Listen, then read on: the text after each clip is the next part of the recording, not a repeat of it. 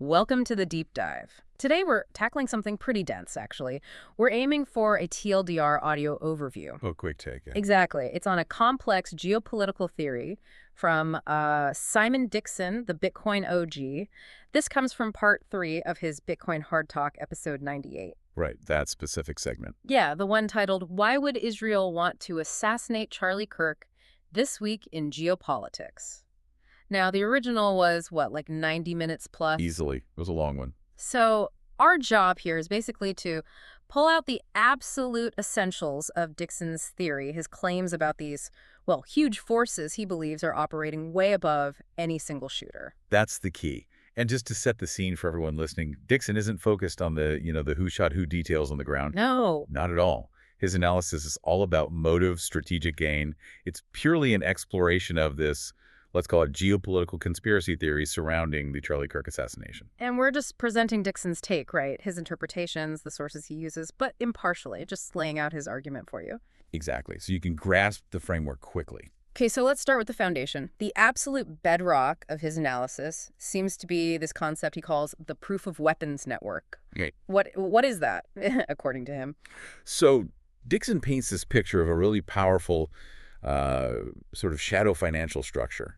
He argues its roots go way back, decades really, into black market stuff, weapons, drugs, mostly starting right after World War II. Okay.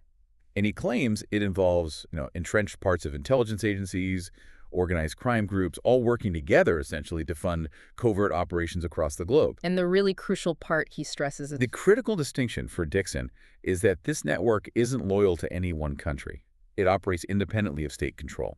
So when Dixon talks about the deep state, or the MIC, the military-industrial complex, right. In his framework, he means the very top level of this financial network. Mm-hmm. And they're the ones dictating foreign policy, but based on profit, not, patriotism. Mm-hmm. Got it. Okay, so this network, Dixon claims, had Charlie Kirk as an asset. But then something shifted. Kirk went from being loyal to being a liability. How does Dixon trace that change? Well, Dixon, using various sources he presented, suggests Kirk was initially sort of groomed by pro-Israel factions when he was younger, became like Israel's top non-Jewish advocate, in Dixon's view. Okay. The turning point where it started becoming public was Kirk pushing back on certain things. Apparently, he was claiming Jeffrey Epstein was actually working for Mossad, MSAD, as Dixon put it. Wow, okay. And he was also really lobbying hard against a potential war with Iran. That was a big one. Yeah, that's a significant break from the expected line. It is. But Dixon pinpoints the financial break as maybe the most critical moment. Kirk allegedly turned down a huge funding offer. The figure mentioned is $150 million. $150 million. Yeah. Yeah, reportedly. Potentially facilitated through figures like Bill Ackman, from sources Dixon connects back to Netanyahu. And Dixon's core point is this. Once you're in a network like that, refusing orders, especially big money, makes you fundamentally unreliable. And unreliable is dangerous in that world, or maybe useful in a different way.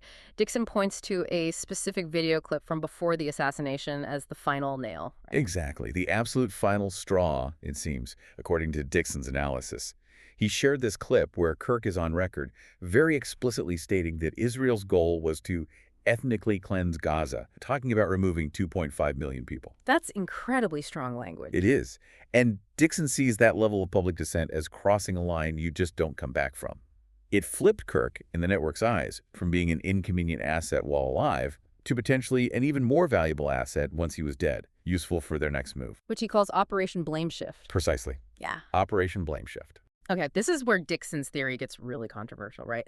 He's not saying this was just some lone actor or even solely an Israeli operation. He points fingers much higher. Yeah, this is the absolute core of it. He's suggesting the U.S. military-industrial complex, the MIC, the top of that proof of weapons network, orchestrated Kirk's death. That's a massive allegation. An American political figure taken out by elements within the U.S. system. How does he justify that leap? It's all about strategic outcome for Dixon, not necessarily a direct smoking gun. His reasoning is that the U.S. deep state remicade decided that, quote, Charlie Kirk dead was as useful an asset to them as Charlie Kirk was when he was alive. Okay. Why? What use could his death possibly serve them? They needed, according to Dixon, a major event, a narrative shockwave, one that could be pinned, perhaps ambiguously, maybe indirectly, on their current partner, Israel. To justify what? To justify a planned geopolitical shift, a big restructuring they wanted to enact. And that restructuring is Operation Divorce and Blame Shift. Break that down. What's the goal? Who gets blamed? Okay, the central idea, as Dixon lays it out, is that the U.S. MIC is engineering a controlled separation from Israel. It's a deliberate strategy to turn Israel into what he calls a toxic asset. A pariah state. Essentially, yeah, make it politically radioactive. And the ambiguity around Kirk's assassination is key. Was it a lone wolf, foreign agents, domestic fight? That confusion, Dixon argues, is weaponized. How so? Weaponized how? To make aligning with Israel politically and publicly very unpopular, especially, Dixon suggests, targeting the American conservative base. The base that historically gave Israel unwavering support. Exactly. By linking, even subtly or through insinuation, the death of a conservative hero like Kirk to Israeli-connected elements, the network gets the political cover it needs. Cover to do what? Pull back funding? Change policy? Both. To step back from Israel, reset the narrative, and fundamentally shift away from funding what Dixon calls the forever war model. He claims the network sees less profit there now. And wants to pivot towards a rebuild phase. Financial diplomacy, managed by new players in the region, like the Gulf Cooperation Council, the GCC.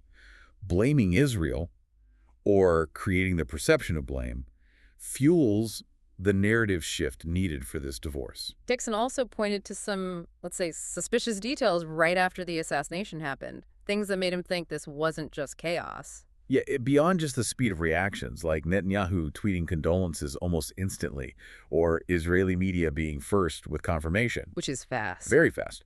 But he also highlighted a specific logistical detail. A private jet. What about it? Apparently, shortly after the shooting. A private jet owned by a donor linked to the Shabbat Lubavitch movement. Okay, an influential group. Right. This jet reportedly disabled its location tracking near the scene. For Dixon, that hints at something coordinated, maybe extracting personnel, securing something. It suggests to him a professional operation, not just some random event. And all the chaos that followed the FBI changing its story, the left blaming the right blaming the left. Dixon sees that as intentional, not just incompetence. He calls it a merry-go-round of distraction. His synthesis is that this chaos is part of the plan. It keeps everyone watching the TV show, as he puts it. Focus on the shooter, the infighting. Right. Focused on the immediate drama, preventing people from looking at the higher-level operators, the proof of weapons network.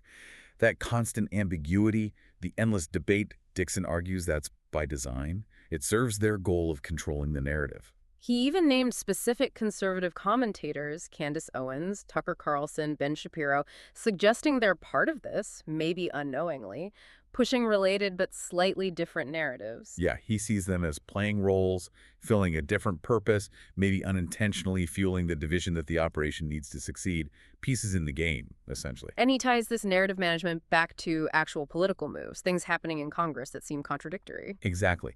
He argues these legislative actions look paradoxical on the surface, but they fit the strategic divorce model perfectly. Like what? Give us an example.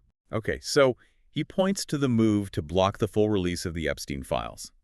Dixon says that protects key assets within the proof of weapons network, keeps them hidden. Okay, protection. But what about manufacturing the anti-Israel sentiment needed for the divorce? Well, at the same time, you see things like Senator Rubio pushing to revoke passports of some Israel critics. That looks pro-Israel, right? Yeah, sounds like it. But then, almost simultaneously, they approve over $650 million in missile defense for Israel. Dixon's take is, this is performing public support. It's a show. Well, other actions are actually stirring up anger against Israel. Precisely. He argues they're manufacturing rage through these contradictions, laying the groundwork to justify the future pivot away from Israel. It also sets things up for more domestic surveillance later. He even mentioned the Pentagon banning states that boycott Israel from getting disaster aid. Another move that just fuels internal conflict and chaos. Okay, so Operation 1, the Kirk assassination and its fallout, created the internal U.S. chaos and narrative needed for this managed divorce. But Dixon links this to a second simultaneous international event. Yeah, he connects it directly to the strikes that happened recently in Qatar. Strikes by both Iran and Israel. He called this agreed-upon theater. Agreed upon, meaning Qatar was in on it. That's Dixon's interpretation. He argues Qatar, which, remember, hosts a huge U.S. base, and Hamas's political wing effectively agreed to be struck. Why would they do that? What's the strategic gain? The immediate effect, Dixon claims, was twofold. First, it makes the U.S. security guarantee look shaky to everyone else in the region, like Hey, the U.S. couldn't even protect Qatar from these symbolic strikes. Undermining U.S. credibility. Exactly. And second, it makes Israel look weak, unable to project force effectively or unilaterally. Both points reinforce the narrative that Israel is becoming this toxic asset that maybe isn't worth the trouble. And did the region react in ways that supported this toxic asset idea? Dixon says yes, immediately. Saudi Arabia and the UAE banned Israeli passport holders right after. Qatar started shopping for Russian S-400 missile systems, a clear hedge against relying solely on the U.S. Moving away from U.S. dependency. Right. And Egypt started talking about forming a joint Arab military force, like NATO. All these moves signal a shift towards regional independence, away from the old U.S.-centric security structure. It fits the managed divorce narrative perfectly. So if the U.S. MIC, according to Dixon, is actively pushing Israel away, making it toxic, and the region is simultaneously moving towards independence, what's the end game for Israel in his view? He uses the term vassalization, the vassalization of Israel. Meaning? He suggests that as Western powers, he mentions Spain canceling arms deals, maybe the EU cutting funds pull back due to boycotts, divestments, sanctions, the regional powers will step in. Specifically, the GCC countries, Saudi Arabia, UAE, etc. They'll invest, gain control. Essentially, yes. Yeah. They'll step into the vacuum, acquire influence, maybe even control assets. It shifts the whole dynamic of the region. From military conflict driven by, arguably, Western interests. Towards financial diplomacy and control, managed regionally. That's the big reset Dixon believes the proof of weapons network wants. From bullets to banking, kind of. And he pointed to the Saudi-Pakistan defense deal as proof of this shift. Yeah, he highlighted that Saudi Arabia signing a joint strategic defense pact with Pakistan, a nuclear power, as a major signal. It shows they're building their own security alliances, independent of the U.S. umbrella. So this whole complex theory, it all boils down to ignoring the shooter and following the money, the strategic benefit. That is absolutely Dixon's core message. He insists the categoric fact of who actually pulled the trigger on Charlie Kirk will never be officially revealed. Because the ambiguity serves a purpose. Exactly. The ambiguity is crucial. It fuels the endless debate, the division, the distraction. That's what the network wants, according to him.